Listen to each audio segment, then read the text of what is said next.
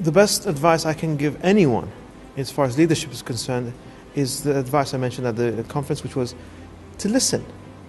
Listening. This is one of the hardest things that, unfortunately I'm going to be sexist in this is one of the hardest things men have to do, and one of the easiest things women do, is to actively listen to what the other person has to say. If you are not going to listen to what the other person has to say, or even in terms of non-vocal communication, if you're not listening to what the person is saying, you won't understand how to best function to get that person motivated, which at the end of the day, that's the whole purpose. I'm not sure I'm the right person to answer that. I think the people who work with me would be more appropriate, because they'd be able to tell you what type of leadership I do bring to the party. Maybe I bring no leadership, I have no idea, but I'll try to be generous with myself this time and say, yeah, I'm pretty sure I do something that motivates people, otherwise they wouldn't be, the company wouldn't function and people wouldn't be wanting to be in the business.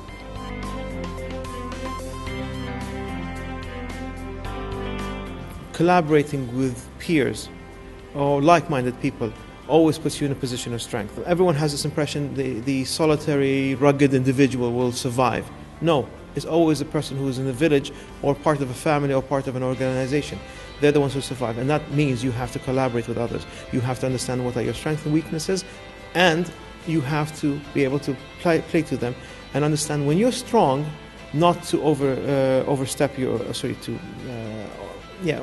position and cause the other person to be hurt. And when you're weak, to understand how to best get the other person to help you get to a stronger point. You find that in a lot of cases it happens in a natural, if you go to a school ground, you will see that you have people who are intellectually intelligent, very smart and quick-witted, and you have people who happen to be larger and bigger and stronger.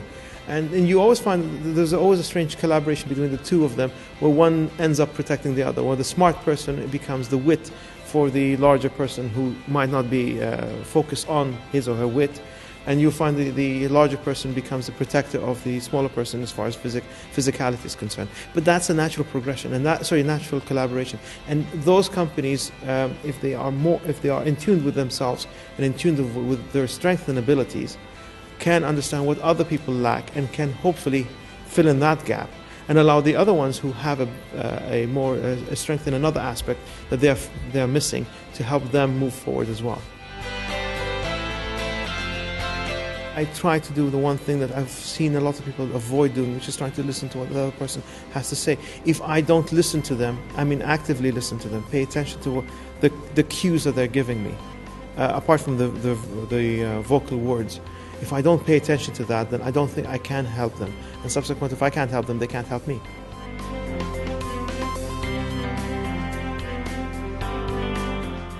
That's an interesting question. And I say that because I do that with one organization back home, where they are my competitor in one business, but I collaborate with them in another business. You can take advantage of that because it can be something beneficial to your business, to your company.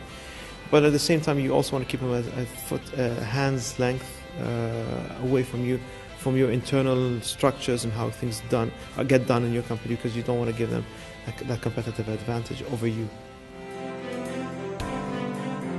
Believe it or not, in her own way, it's my mother.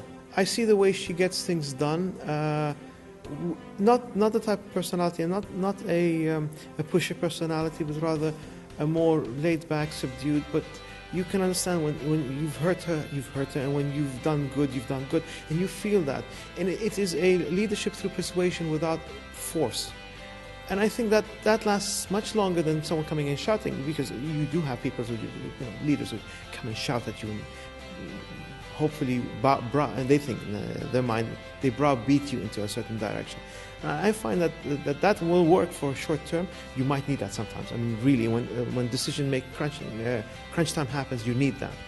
But I think the most effective leaders are those who can convince you without forcing you and without making you think that they are trying to impose their mindset. And I can't think of a better person than my mother in that. I think the easiest way of convincing anyone is in their pocket. When we're talking about a business here, So anyone who understands what you call the benefit out of making more revenue and making more money, there's a hardly, I can hardly think of something that can top that. You can talk about social aspects and the goodness of people's heart and everything, but at the end of the day, no one I can think of at least is in business because they want to be nice. Everyone's in business because they want to make money. So if you can find them the right way of helping them increase their bottom line and putting money in their pockets, I think they'll be more than happy to collaborate.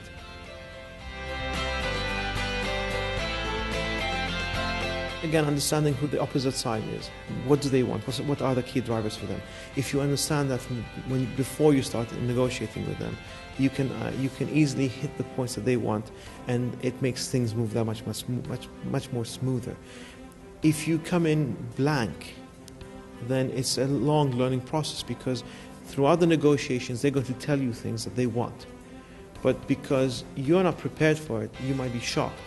It'd be better if you learn about your, this is a basic, simple concept in anything you do, to do a bit of research prior to interacting with anyone. If you do your research, you understand what your competitor, who you want to collaborate with, wants and needs, you can then be able to say, well, this is a want, we might not be able to get to it, but this is a need that you want, we will fulfill that aspect. They will do the same thing too. The best relationships can happen only if both parties understand what each party wants and what each party needs.